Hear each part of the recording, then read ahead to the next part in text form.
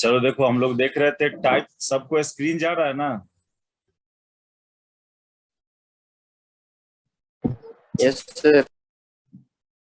Types of dielectric material देखा जा रहा था। तो पहला हम लोग डिफाइन किया था नॉन पोलर डाइलेक्ट्रिक।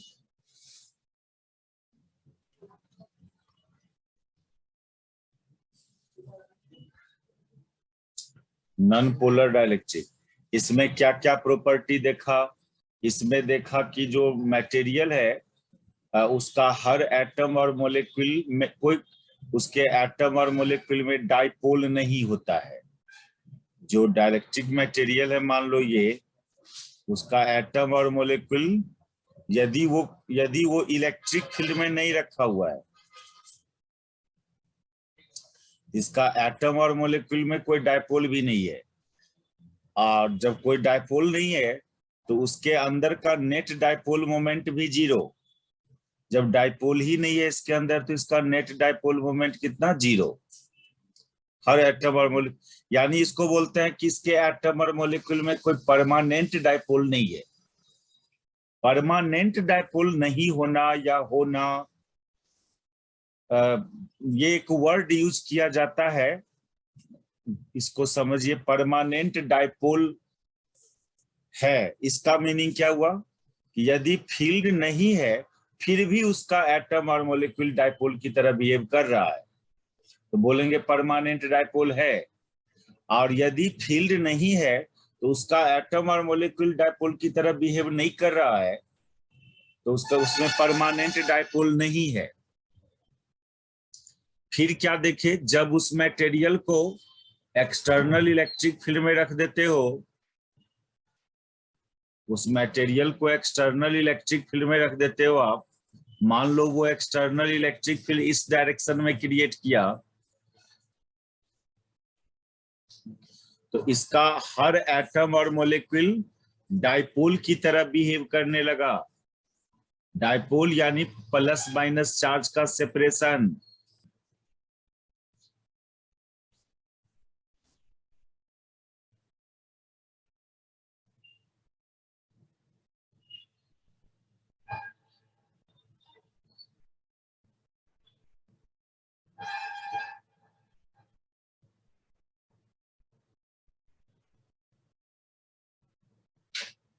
ऐसा हो जाता है, हर मोलेक्यूल में डाइपोल क्रिएट हो जाता है, इसको इंड्यूस्ड डाइपोल बोलते हैं। फील्ड में रखने के बाद उसका एटम और मोलेक्यूल डाइपोल की तरह बिहेव किया। अब इसके अंदर नेट डाइपोल मोमेंट जीरो नहीं होगा।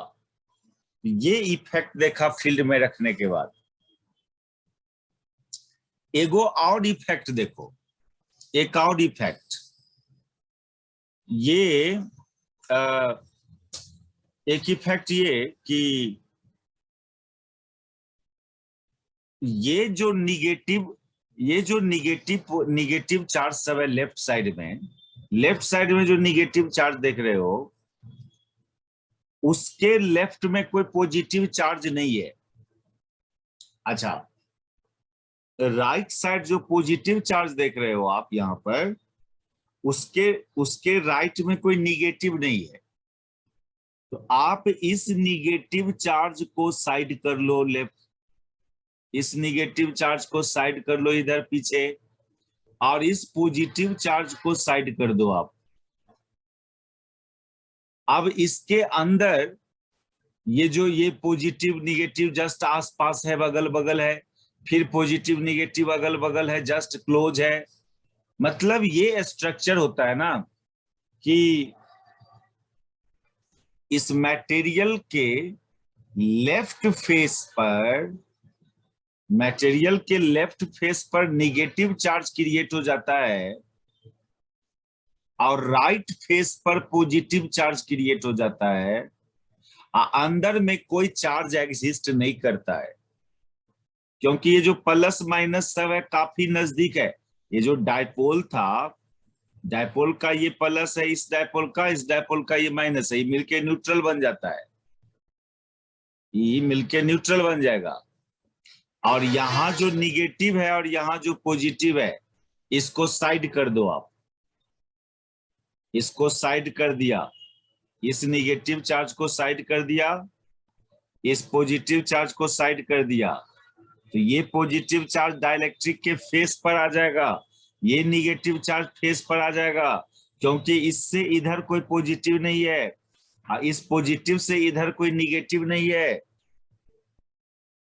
अंदर में अब जितने भी पॉजिटिव निगेटिव है सब क्लोज होता है, क्लोज होने के चलते ये न्यूट्रल हो जाता है, यानी अंदर में वॉल्यूम चार्ज डेंसिटी 0, इसके वॉल्यूम में कोई चार्ज एग्जिस्ट नहीं करेगा मटेरियल के अंदर, लेकिन सरफेस पर चार्ज एग्जिस्ट किया, इस सरफेस पर वाले चार्ज को -QP, इधर वाले को +QP से डिनोट करना, तो और अंदर का नेट डाइपोल मोमेंट अब 0 नहीं होगा, ये बात तो पहले भी बोला था। तो एक्सटर्नल इलेक्ट्रिक फील्ड में जब आप रखोगे ना डाइलेक्ट्रिक मटेरियल को, तो फाइनल स्ट्रक्चर ये होगा। अब हम लोग फाइनल कंक्लूजन पर पहुंचा। बोलो क्या क्या बात की बोला, यहाँ पर क्या सब हो गया, कैसे हो गया, ठीक है, समझ में आया?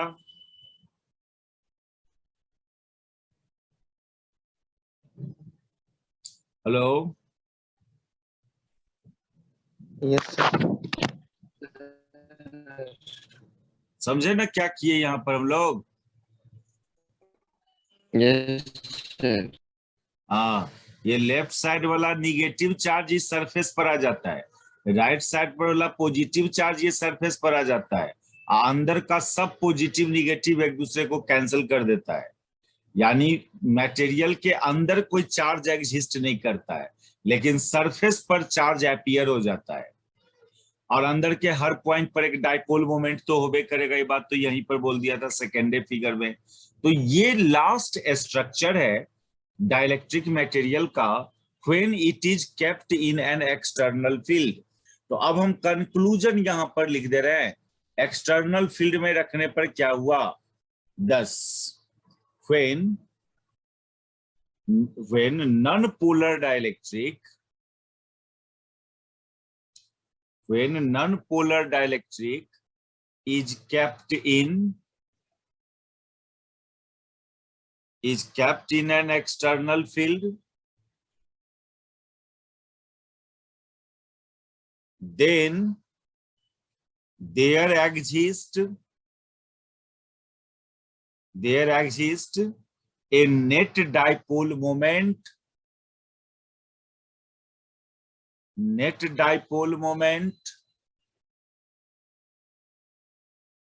at each point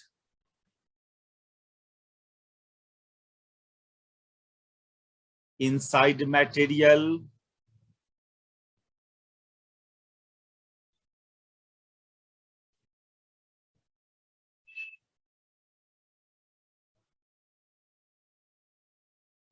also. There induced equal and opposite charge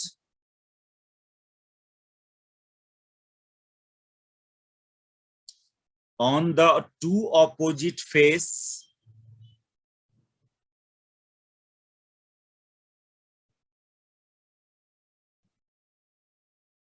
of dielectric, and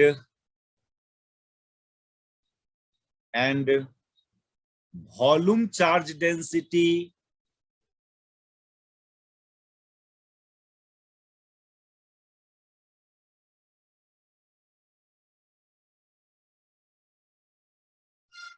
at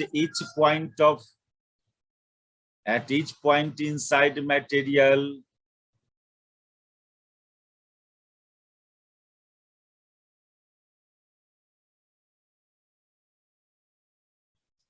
will be 0. ये सब फाइनल बात होगा जब आप डाइलेक्ट्रिक नॉन पोलर डाइलेक्ट्रिक को एक्सटर्नल फील्ड में रखोगे। तो ये जो फिगर, थर्ड फिगर हम यहाँ पर दे रहे हैं, यहाँ पर लिख दे रहे हैं एज सोन इन फिगर।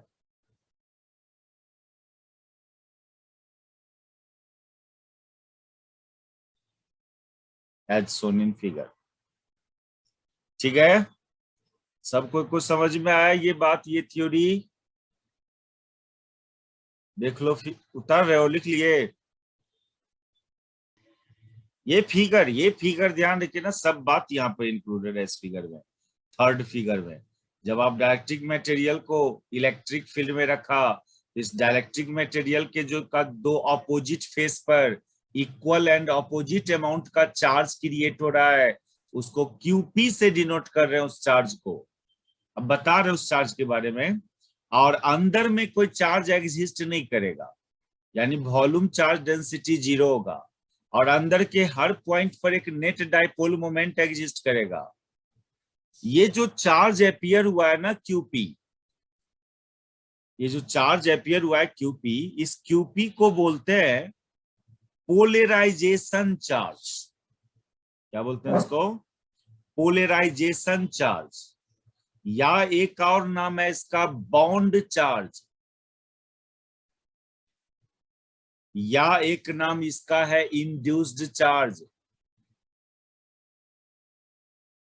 इस क्यूपी का। अब मान लो डाइलेक्ट्रिक का ए फेस एरिया ए है, तो क्यूपी बाई ए करोगे आप तो इसको सिग्मा पी लिखेंगे, सिग्मा पी। इसको पोलराइजेशन चार्ज डेंसिटी बोलेंगे, polarisation charge density, charge by area, charge density, surface charge density, इसको पोलराइजेशन चार्ज डेंसिटी बोला जाता है।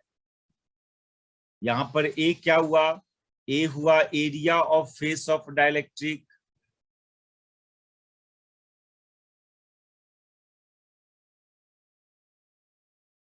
Area of face of dielectric. तो कहने का मतलब ये हुआ कि अच्छा, ये polarisation charge, bound charge, induced charge. अरे वो बोरिंग करा रहा है, इतना ना हल्ला कर रहा है ना, मशीन माथा खराब कर दिया है।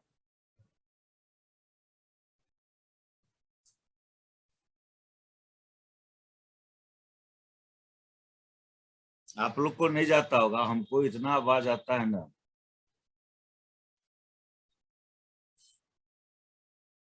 तो देखो, एक और चार्ज होता है, ये चार्ज क्यूपी, पोलराइजेशन चार्ज या बाउंड चार्ज या इंड्यूस्ड चार्ज। देखो ये चार्ज कब क्रिएट हुआ है? जब मटेरियल को इलेक्ट्रिक फील्ड में रखे हो तब क्रिएट हुआ है। और ये क्रिएट हुआ है तो पेयर में क्रिएट हुआ है। पेयर मतलब minus QP and plus QP. ये ध्यान रखना, जब इंड्यूस्ड चार्ज क्रिएट होता है ना, तो ऑलवेज वो पेयर में क्रिएट होता है, जितना प्लस उतना ही माइनस में, अकेले वो नहीं क्रिएट होता है। क्योंकि कंजर्वेशन ऑफ चार्ज वैलिड होना चाहिए। आपके डाइलेक्ट्रिक पर पहले से कोई चार्ज नहीं था, और आप बाहर से चार्ज भी नहीं दिए हो, अपने आप क्रिएट हुआ है ये चार्ज। यानी इनिशियली मेरा डाइलेक्ट्रिक न्यूट्रल था, तो फाइनली भी डाइलेक्ट्रिक ऑलवेज न्यूट्रल ही रहना चाहिए। यदि कोई चार्ज अपने आप क्रिएट हुआ है, तो जितना प्लस में उतने ही माइनस में, जिससे कि कंजर्वेशन ऑफ चार्ज वैलिड रहेगा। मतलब induced charge always exist in pair, ये ध्यान रखना, plus and minus equal amount में। एक मिनट रुको, चार्ज में लगा रहा हूं। इंड्यूस्ड चार्ज ऑलवेज पेयर में क्रिएट होगा। यदि देखो एगो चार्ज होता है कौन, जब कोई बॉडी से, न्यूट्रल बॉडी से कुछ इलेक्ट्रॉन हटा लेते हो तो पॉजिटिव चार्ज आता है, कुछ इलेक्ट्रॉन डाल देते हो जब न्यूट्रल बॉडी पर तो निगेटिव चार्ज क्रिएट होता है। उस चार्ज को फ्री चार्ज बोलते हैं। उस चार्ज का नाम फ्री चार्ज है। इलेक्ट्रॉन का रिमूवल और एडिशन से जो चार्ज प्रोड्यूस होता है उसको फ्री चार्ज बोलते हैं, और वो अकेले प्रोड्यूस होगा। यदि इलेक्ट्रॉन डाले हैं तो निगेटिव ही आएगा, हटाए हैं तो पॉजिटिव ही आएगा। लेकिन जो चार्ज बिना इलेक्ट्रॉन के रिमूवल और एडिशन से क्रिएट हुआ तो कैसे क्रिएट होता है? फील्ड में रखने से क्रिएट होता है। मटेरियल को फील्ड में रख देना, इलेक्ट्रिक फील्ड में, तो भी चार्ज क्रिएट होता है। लेकिन वो चार्ज आपका ऑलवेज पेयर में क्रिएट होता है, जितना प्लस में उतने ही माइनस में। और इसलिए क्रिएट होता है कि कंजर्वेशन ऑफ चार्ज वैलिड होना चाहिए। यदि इनिशियली न्यूट्रल है बॉडी तो फाइनली भी न्यूट्रल ही रहना चाहिए। इसलिए जितना पॉजिटिव में क्रिएट होता है उतना निगेटिव भी क्रिएट होता है। तो दो टाइप का चार्ज को आपको यूज है इस चैप्टर में। सेमेस्टर 5 में भी ये चैप्टर है। ये टाइप्स ऑफ चार्ज की बात कर रहे हैं हम लोग। एगो नया टाइप ऑफ चार्ज की बात अभी कर रहे हो, पोलराइजेशन चार्ज या बाउंड चार्ज या इंड्यूस्ड चार्ज। ये चार्ज कब क्रिएट होता है? जब मटेरियल को फील्ड में रखते हो, एक्सटर्नल फील्ड में, तब क्रिएट होता है। और क्रिएट होता है तो कैसे? ऑलवेज पेयर में क्रिएट होता है, माइनस प्लस में। क्यों क्रिएट होता है? To valid conservation of charge. ये तीन बात याद रखिए। और फ्री चार्ज किसको बोला? इलेक्ट्रॉन के एडिशन और रिमूवल से जो चार्ज क्रिएट हुआ उसको फ्री चार्ज। तो इसमें देखना यहाँ पर कि polarisation charge always exist in pair. Polarisation charge always exist in pair, so that conservation of charge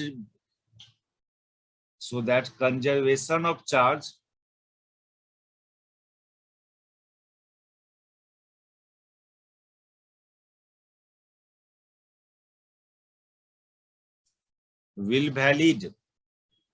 और एक और चार्ज का नाम ले लें हम लोग। and this charge created when a material is kept in electric field। this charge will create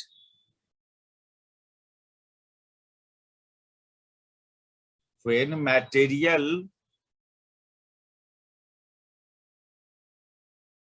कौन इतना देर से ज्वाइन हो रहा है?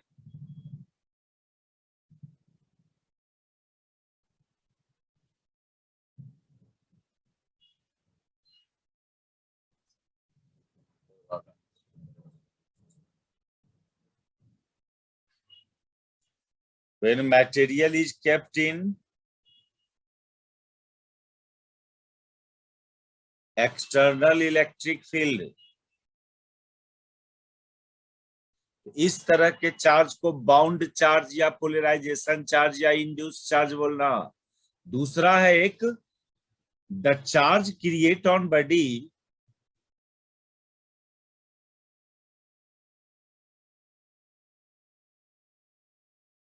by the removal or addition of electron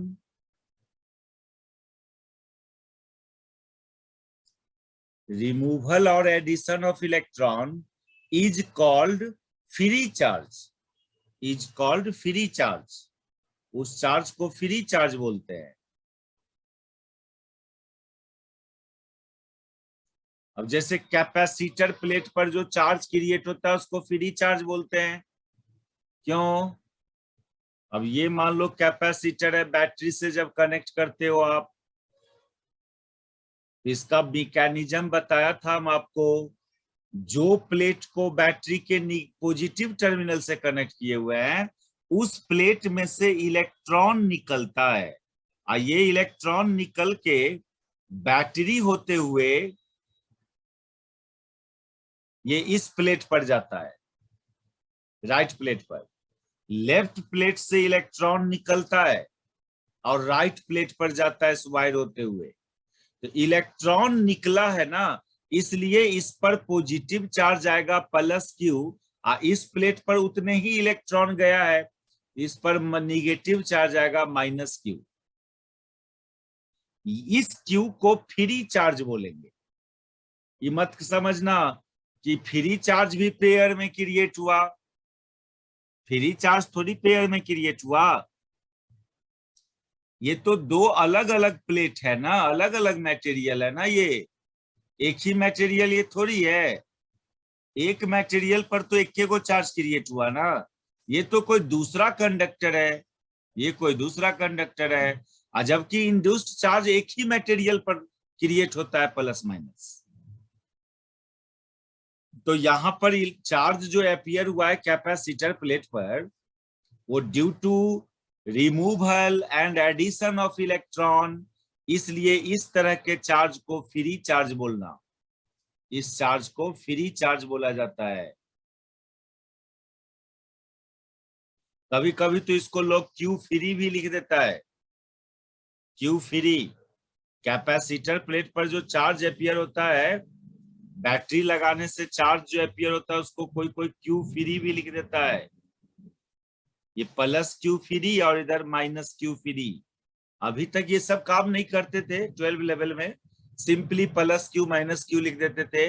लेकिन आप समझो, ये चार्ज इलेक्ट्रॉन के रिमूवल और एडिशन से डेवलप हुआ है, इसको फ्री चार्ज बोलते हैं। और इसमें यदि इस चार्ज को हम लोग प्लेट के एरिया से डिवाइड करें, तो ये भी सिग्मा होगा, लेकिन इस सिग्मा को सिग्मा फ्री बोलेंगे, फ्री सरफेस चार्ज डेंसिटी। बहुत जरूरी है ये सब बात जो कर रहे हैं, ये चूंकि सेमेस्टर 5 में ये चैप्टर को फिर रिपीट होना है। और फ्री सरफेस चार्ज डेंसिटी,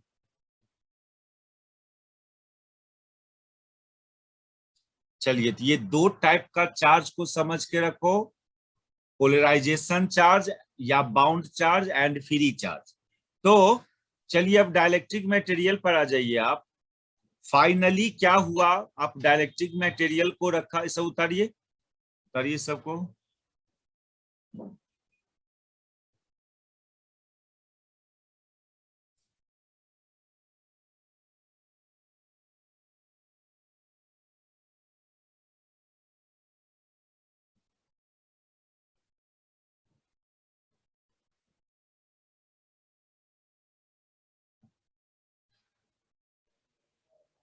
हो गया सर। हो गया था।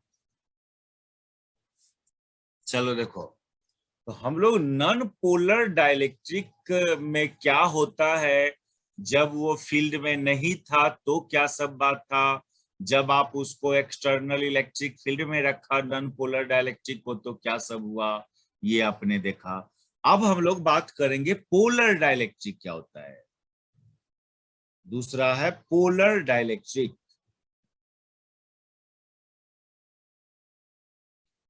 ये ऐसा इंसुलेटिंग मटेरियल है जिसका हर एटम और मॉलिक्यूल में पहले ही से डाइपोल है, बिना फील्ड में नहीं था तब भी उसका हर एटम और मॉलिक्यूल डाइपोल की तरह बिहेव कर रहा था।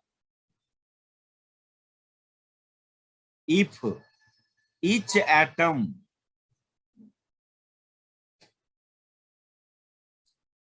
और molecule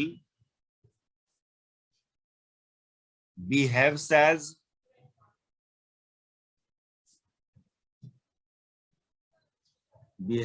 dipole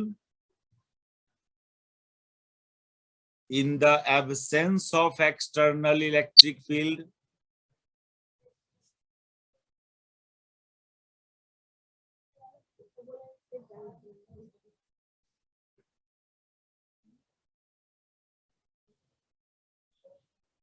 then dielectric material is called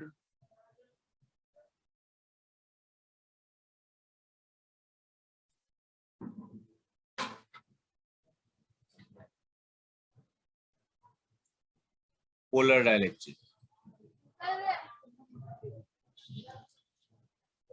और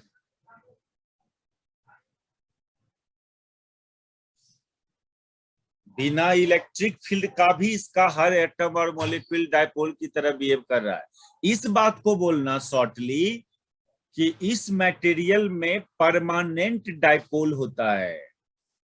we can say that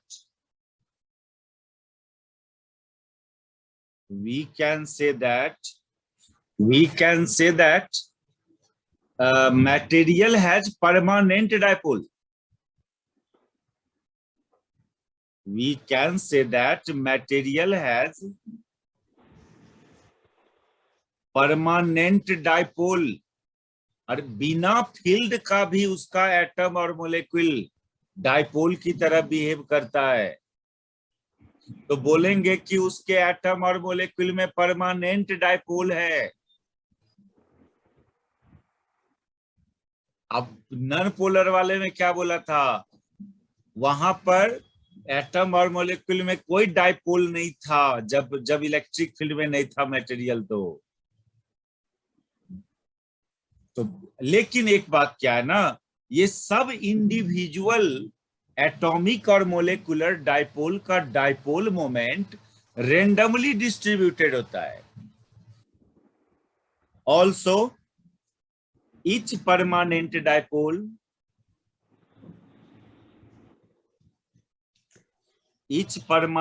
dipole जिसको आप बोल सकते हो एटॉमिक और मोलेकुलर डायपोल भी बोल सकते हो,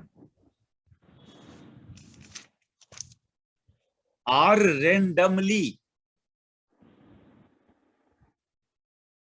randomly oriented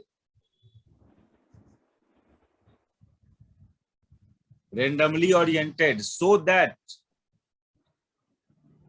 the net dipole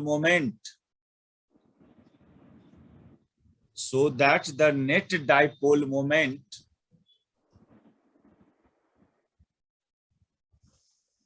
at each point inside material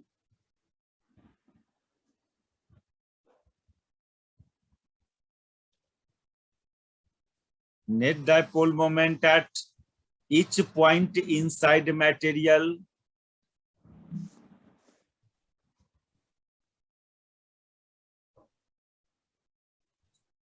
will be 0। देखो फिगर से समझो क्या बात बोला हम, उतार लीजिए पहले।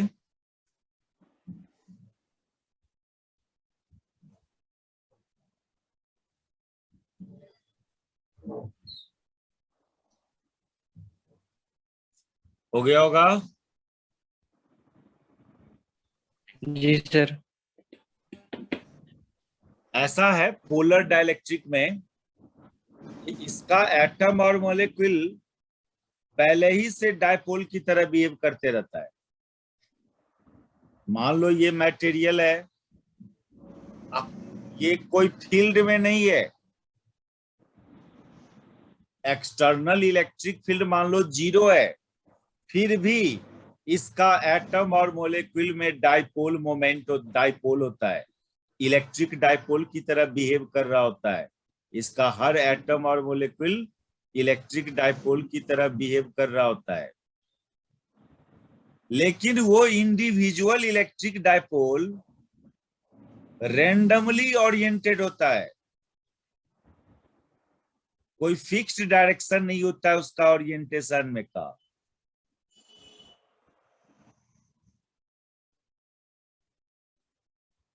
इसका हर एटम और मॉलिक्यूल डायपोल की तरह बिहेव तो कर रहा है in the absence of external field, लेकिन वो रैंडम ओरिएंटेशन में। अब नॉन पोलर वाले में तो ये एटम और मॉलिक्यूल डायपोल की तरह बिहेव ही नहीं कर रहा था, यहां पर हर एटम और मॉलिक्यूल डायपोल की तरह बिहेव कर रहा है, लेकिन ये रैंडमली डिस्ट्रीब्यूटेड होता है। ये इंडिविजुअल एटॉमिक और मॉलिक्यूलर डायपोल रैंडम डिस्ट्रीब्यूशन, जिससे क्या होगा ना, जिससे क्या होगा कि यदि कोई पूछे इस मटेरियल के अंदर नेट डायपोल मोमेंट बताओ, तो अभी भी नेट डायपोल मोमेंट 0 लेंगे। कोई इधर है कोई उधर है, तो सब डायपोल मोमेंट तो एक वेक्टर क्वांटिटी होता है ना, डायपोल मोमेंट एक वेक्टर क्वांटिटी होता है। और जब बहुत सारे डायपोल मोमेंट हो इक्वल अमाउंट इक्वल मैग्नीट्यूड का और रैंडम डिस्ट्रीब्यूशन में हो तो नेट डायपोल मोमेंट 0 मानेंगे कि नहीं? क्या? Yes sir. अच्छा, जब इस तरह के मटेरियल को आप एक्सटर्नल फील्ड में रखेंगे तो क्या होगा? तो वो सुनिए। जब इस मटेरियल को एक्सटर्नल इलेक्ट्रिक फील्ड में रखते हो, मान लो वो एक्सटर्नल इलेक्ट्रिक फील्ड इधर है,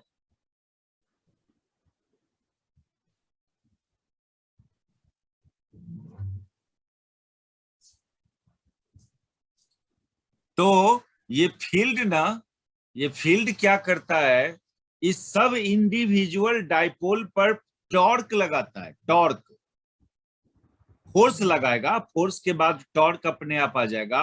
ये 12 में या हम लोग भी पढ़े हैं डाइपोल जब पढ़ रहे थे तो, torque on electric dipole placed in uniform field, ये टॉपिक हम लोग डाइपोल में पढ़ा था, देखना।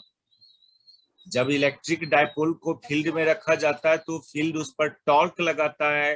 वो टॉर्क का एक्सप्रेशन भी डिराइव किया था हम लोग, ये आया था P क्रॉस E। तो टॉर्क लगाएगा ये एक्सटर्नल इलेक्ट्रिक फील्ड इस सब इंडिविजुअल मोलेकुलर एटॉमिक डाइपोल पर टॉर्क लगाएगा। टॉर्क का क्या काम है? उसको रोटेट करवाना। यानी वो जो टॉर्क है ना, वो सब इंडिविजुअल डाइपोल को क्या करता है? अपने तरफ झुका लेता है। वो सब इंडिविजुअल डाइपोल को वो अपने तरफ झुका लेता है।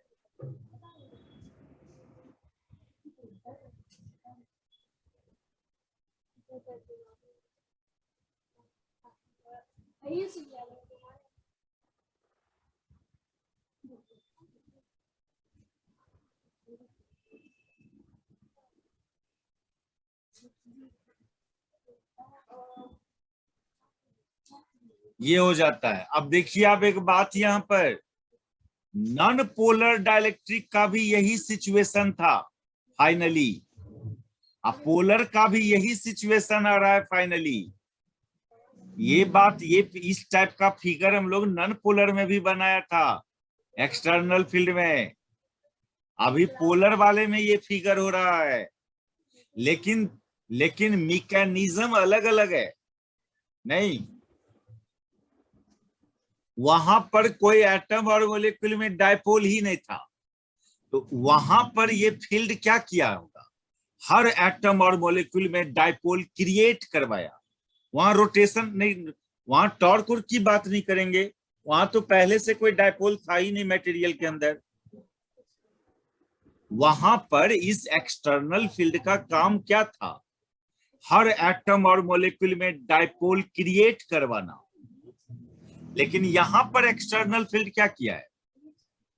यहां पर पहले ही से डाइपोल है हर एटम और मॉलिक्यूल में, और यहां पर ये फील्ड का काम क्या रहा? उस पहले से जो डाइपोल है उसको रोटेट करवा के अपनी तरफ झुका लेना। तो फाइनल सिचुएशन जो नॉन पोलर में था वही पोलरों में हो रहा है, लेकिन काउज अलग अलग है दोनों जगह। यहां भी एक नेट डाइपोल मोमेंट आया। अब मटेरियल के अंदर एक नेट डाइपोल मोमेंट यहां भी एग्जिस्ट करेगा। और वो बात कि ये निगेटिव चार्ज को साइड कर दिया जाए, इस पॉजिटिव चार्ज को साइड कर दिया जाए, तो आपका मटेरियल पर क्या होगा? आपके मटेरियल के जो दो अपोजिट फेस है उस पर चार्ज क्रिएट हो जाएगा। इस पर आ गया कौन चार्ज? Negative charge. इस पर आ जाएगा पॉजिटिव चार्ज। अंदर में कोई चार्ज एग्जिस्ट नहीं करेगा, बट अंदर के हर पॉइंट पर एक डाइपोल मोमेंट होगा। कब? जब आप इसको एक्सटर्नल इलेक्ट्रिक फील्ड में रखेंगे तो तो एक बात देखियो, आप दोनों में क्या कॉमन है? लास्ट सिचुएशन दोनों में कॉमन है, लेकिन स्टार्टिंग सिचुएशन दोनों में कॉमन नहीं है। यहां भी इस चार्ज को माइनस क्यूपी, इस चार्ज को प्लस क्यूपी से रिप्रेजेंट करोगे। तो बताओ, फाइनल कंक्लूजन पोलर हो या नॉन पोलर हो, दोनों में सेम हो रहा है, लेकिन वैसा एक्वायर करने का मैकेनिज्म दोनों में अलग अलग है। फिगर बना लिए? Yes sir. ये बात समझ में आया क्या हुआ यहाँ पर? और दोनों को कंपेयर कर रहे हो, दोनों को नॉन पोलर पोलर वाले को यस सर। कंपेयर कर रहे हो, तो लास्ट सिचुएशन दोनों में सेम है ना? जी सर। लेकिन स्टार्टिंग सिचुएशन दोनों में सेम नहीं है। कोई बोलो तो क्या डिफरेंसेज हुआ यहाँ पर पोलर नॉन पोलर में? कोई बोलो, हमको समझाओ। सर यहाँ पर सर पोलर में सर डाइपोल पहले से थोड़ा था। पहले से था, हाँ, लेकिन कैसा था वो? रेंडमली डिस्ट्रीब्यूटेड था, डिस्ट्रीब्यूटेड था जिससे कि नेट डाइपोल उसके अंदर हर पॉइंट पर कितना? 0 सर, 0। अब जब फील्ड में रखे तो क्या हुआ? तो उसको खाली मतलब अरेंज हो गया है, रोटेट करवा के अरेंज हो गया, अपने तरफ Yes. झुका लिया सब डाइपोल मोमेंट को। वहां Yes, पर sir. क्या था नॉन पोलर में? सर उसमें इंड्यूस हुआ था। हाँ, उसमें पहले से कोई डाइपोल मोमेंट नहीं रहता है एटम और मॉलिक्यूल में, वो फील्ड उसमें इंड्यूस्ड करता है डाइपोल। वो भी बताएंगे कैसे इंड्यूस्ड होता है, वो बताएंगे हम। नॉन पोलर वाले में एटम और मॉलिक्यूल में कैसे डाइपोल इंड्यूस्ड होता है वो बताएंगे, अभी आ रहे हैं आगे। इस पहले तो टाइप्स ऑफ मटेरियल डिपेंड कर रहे हैं। तो चलो इस थ्योरी को यहाँ पर लिख दो कि when polar dielectric material is kept in an external field, polar dielectric material is kept in an external field,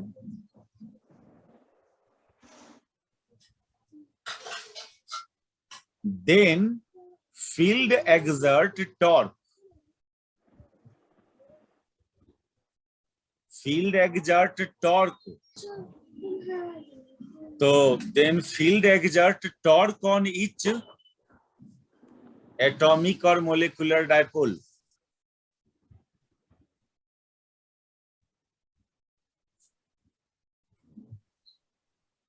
As a result of which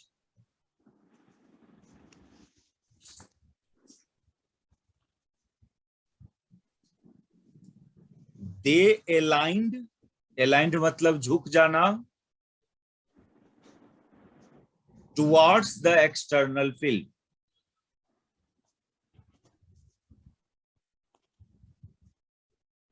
Aligned towards the external field.